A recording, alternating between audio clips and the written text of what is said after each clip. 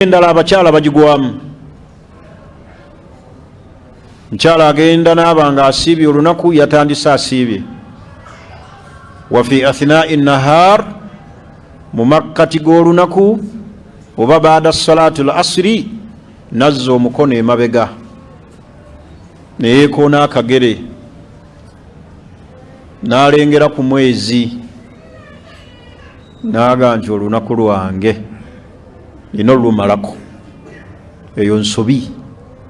Awo wagendedde mu nsonga wakoma. Kale mbadde nsiibye mbuzaayo ssaawa, yes, komaawo. Ntegerekisi, komaawo. Eyo ensobi abakyala bagikola nnyo. Era kiringa abakyala ebakola ensobi eno tekwatagana kusiiba, naye abakyala bagikola nnyo. Naye ng'abaami mmwe mugibakozesa.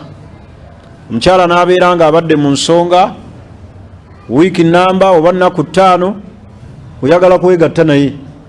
Olumala okukala bw'ati bweppa n'omuganzi njagala twegatte. Tannanaaba n'omugaa ati bakuyita kutawaaza. Ntegerekisi, tokkirizibwa kwegatta na mukyala oba omukyala takkirizibwa kwegatta na musajja nga tannanaaba.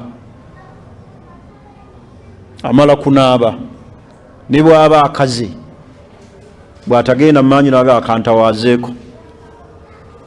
Musajja ndi bubi, musajja nkanulidde amaaso, omala kunaaba. Tubula mukalubiriza nnyo abakyala abo. Ate okazi sayi tegukyajja, ze hakki yange njagala. Tubula obusiraamu bubagamba okuwasa asukka k'omu. Oba olina hakki ey'okubiri oddamu ebyo okukalubiriza mukyala tannanaaba oyagala kwegatta naye. Naye okaluubiriza lwakubeera you have one madam. Sibagambye sibatuma kuwasa lwekyo. Njagala munkootinge bulungi. Kuba mulimu aga Allahu akbar. Wamma olina okuwasa nga olina obusobozi, ng'otuukiridde olina ebisaanizo.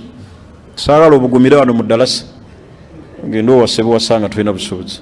Bakyala bamenya, beetaaga amagezi n'obumalirivu n'obusobozi. Tegerekisi, olwo otuuka nga tokyebaka, olwo otuuka naddala ng'ofunye akutabula, yinza okukumalako emirembe. Allah akuwa buyi chance n'akuwanguyiriza nga we yayanguliza nze. Tisaagala saagala ondabe ogende nti Allah nja kubeera ng'oyo. Duwa zange kiseera obeera ku bulaadi, duwa kirina emigaso, kirina neki. Ntegerekisi, naddala abakyala b'ennaku zino. Kale kyembadde ntegeeza kyeki nti abakyala bakola ensobi ne beegatta n'abaami nga tebannaba kunaaba. Fa idha tatahharna, baba bamaze okunaaba, fa atuuhunna min haythu amarakum Allah.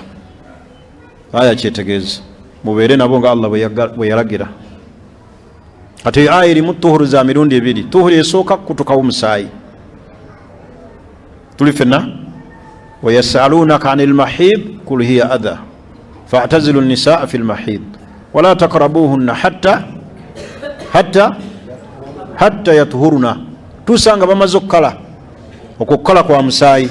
Tafsiri esooka fa idha tatahharna, bwe baba bamaze okunaaba. Erimu ebigambo bibiri, okukala kw'omusaayi ye tuhuri esooka. Kati ey'okubiri fa idha tatahharna, bwe baba bamaze okunaaba fa atuuhunna, mubeere nabo nga Allah bwe yalagira. Ni wali akaze bukazi musaayi tobeera naye.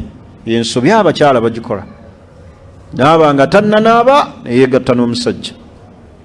Naye kyembaddeko ti omukyala bw'aba asiibye n'agenda mu nsonga wazigendeddemu, wakola ki?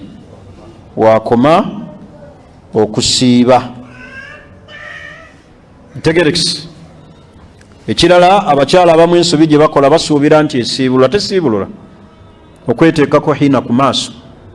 Manya wanja si hiina, wanja tasiibulula. Sookera ddala wanja ddagala.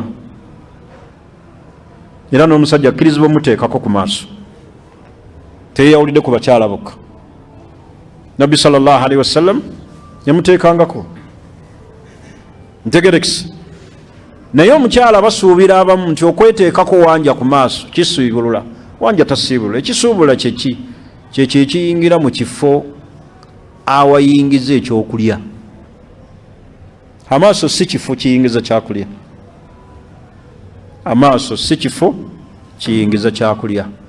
Awo mugenderamu n'ensobi abantu abamu gye bakola, mulwadde w'amaaso baamuwa akadagala ak'okuteeka mu ki? Akuteeka siibulula.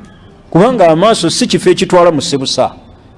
Bakugamba ekifo nga kitwala mu ssebusa ekyokulya. Nga ki? Nga ki? Ng'akamwa. Ekirala ki? Ennyindo. Ekirala ki? Sikini. Ekirala ki? Misuwa. Misuwa bakubyemu empisa y'ekiriisa. Siba kiri? Kitegeeze n'empisa eya bulijjo ku kabina tesiibulula, kubanga ekyo si kifo kitwala kyaki? Kyakulya. Otadde eddagala mu matu, kifo kyakulya? Emmere walerabe gye bayisa mu matu, niwaba mulwadde atya ne bagandi akapiira bakayisa mu matu akamuliisa, either bayisa mu ki? Mu nnyindo. Siba kiri? Akati